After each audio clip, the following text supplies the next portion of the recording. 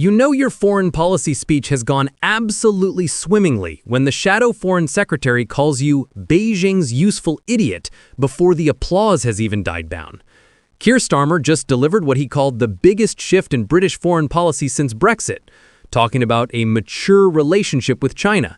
And Priti Patel responded by basically calling him a geopolitical doormat with a Union Jack pattern. But before we proceed, please don't forget to hit the subscribe button for more updates on the UK political insight. Thank you. This isn't just political disagreement.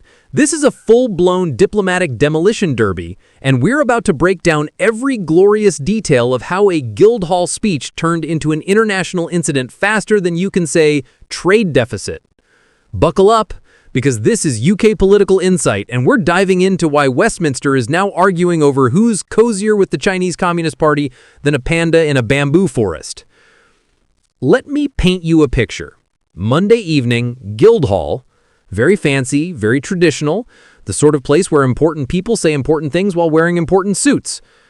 Keir Starmer stands up and delivers what's meant to be a landmark foreign policy address. He's talking about redefining Britain's relationship with China, moving past what he calls David Cameron's golden era of basically treating China like our new best mate and also abandoning the later conservative ice age where we froze them out harder than a dodgy freezer. Starmer wants something in the middle, a mature relationship where we protect our security but still engage economically because, and I quote, refusing to work with the world's second largest economy would be a dereliction of duty. Sensible stuff on paper, pragmatic even. And then Priti Patel absolutely erupts like a diplomatic volcano and calls him Beijing's useful idiot in Britain. That's not political criticism. That's a foreign policy fatality. Within hours, and I mean hours, Dame Priti issued a statement that reads like it was written by someone who'd been saving up their anger for a special occasion and decided Monday was that day. She accused Starmer of kowtowing to the Chinese Communist Party, which, if you're not familiar with diplomatic language, is essentially calling someone a spineless people-pleaser on an international scale. She said his reset with Beijing is a naive one-way street that puts Britain at risk while China gets everything at once. That's brutal. That's not just disagreeing with policy, that's questioning someone's entire judgment and suggesting they're being played like a fiddle at a country dance. The useful idiot line, though, that's the one that's going to follow Starmer around like a persistent cold. It's punchy, it's memorable, and it makes for absolutely fantastic opposition sound bites, which is exactly why Patel used it. Now let's talk about timing, because context is everything in politics. This attack didn't come out of nowhere. It arrived just days after reports of yet another alleged Chinese plot to interfere in British democracy was exposed. So you've got fresh news about Chinese political meddling, genuine security concerns bubbling away in the background, and then the Prime Minister stands up and essentially says we need to be friendlier with Beijing for economic reasons. The optics are about as good as bringing a salad to a barbecue. Patel seized on this timing like a hawk spotting a particularly slow rabbit, pointing out that while China poses a clear threat to Britain, continues backing Iran and Russia, and actively plots to undermine our institutions, Starmer is writing what she calls a love letter to the Chinese Communist Party. That's not subtle criticism, that's political arson. The economic angle is particularly spicy here because Patel directly linked Starmer's China approach to his budget, calling it a budget of lies and suggesting this Beijing reset is a desperate attempt to generate economic growth after that whole mess. Remember that alleged black hole saga we've been covering? That's still hanging around like a bad smell, and now it's being used as ammunition in a completely different battle. The suggestion is that Starmer has made the economy so dire with his budget decisions that he's now willing to compromise British security and values just to get some Chinese investment and trade flowing. That's a serious accusation because it implies the Prime Minister is prioritizing short-term economic gains over long-term strategic interests, which is political speak for selling out your principles because you're desperate. Let's break down what Starmer actually said, though, because fairness matters, even when we're enjoying the drama. His Guildhall speech positioned his approach as the biggest shift in British foreign policy since Brexit, which is quite the claim considering Brexit itself was meant to be the biggest shift in British foreign policy since probably joining the EU. He argued that Britain needs to engage with China pragmatically, protecting security in critical areas like defense, artificial intelligence, and national infrastructure, while still cooperating in lower-risk zones where British businesses can operate safely. He explicitly said security is non-negotiable. Which sounds reassuring until you remember that's exactly what politicians say right before they negotiate on security.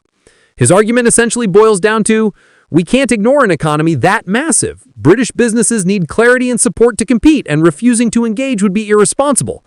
On paper, it's a balanced position. In political reality, it's a target the size of Big Ben. The Conservative response wasn't just Priti Patel firing off angry statements either. This taps into a broader political battle over who can be toughest on China, an issue where opinion polls consistently show the Conservatives leading Labour. That's significant because foreign policy doesn't usually move voters much. People care more about the NHS and their energy bills than diplomatic relations with Beijing. But China is different. There's genuine public concern about Chinese influence, surveillance, human rights records, and strategic competition. When Priti Patel accuses Starmer of being soft on China, she's not just scoring political points, she's hitting an issue where her party has an advantage and Labour has a vulnerability. It's smart politics, even if the language is inflammatory. The Hong Kong angle Patel mentioned is particularly pointed. She referenced China's transnational repression of Hong Kongers in Britain, which is a real and documented issue. The UK has given refuge to thousands of Hong Kong residents fleeing Chinese crackdowns, and there have been numerous reports of Chinese state intimidation extending into Britain itself. When you've got British residents of Hong Kong origin being harassed and threatened by agents linked to Beijing, and then your prime minister talks about resetting relations with China, that looks tone-deaf at best and dangerously naive at worst. Patel is essentially saying Starmer is prioritizing trade deals over protecting people on British soil from foreign intimidation, which, if true, is absolutely damning. Now, here's where it gets properly interesting. Labour sources have hit back by pointing out Conservative hypocrisy, specifically mentioning Chinese investment in Hinkley Point C nuclear power station and other major projects that were agreed under David Cameron and George Osborne.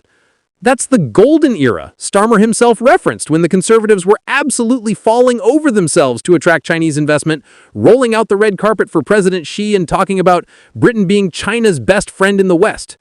George Osborne literally said Britain should be China's best partner in the West, and that was Conservative policy. So when current Conservatives attack Labour for wanting engagement with China, Labour can point to recent Conservative history and yell hypocrisy so loudly it echoes around Westminster. It's political whataboutism, but it's effective whataboutism because it's factually accurate. This whole debate reveals something uncomfortable about British foreign policy that nobody really wants to admit. We're stuck. China is simultaneously a massive economic opportunity and a significant security threat. We need their trade and investment, but we're also increasingly worried about their influence and intentions. Every government has to walk this impossible tightrope between engaging enough to keep economic benefits flowing and being tough enough to protect national security and values. Cameron went too far one way with the golden era, later Conservative policy swung too far the other way with confrontation, and now Starmer is trying to find a middle path that probably doesn't actually exist. The problem is that China doesn't really do middle paths.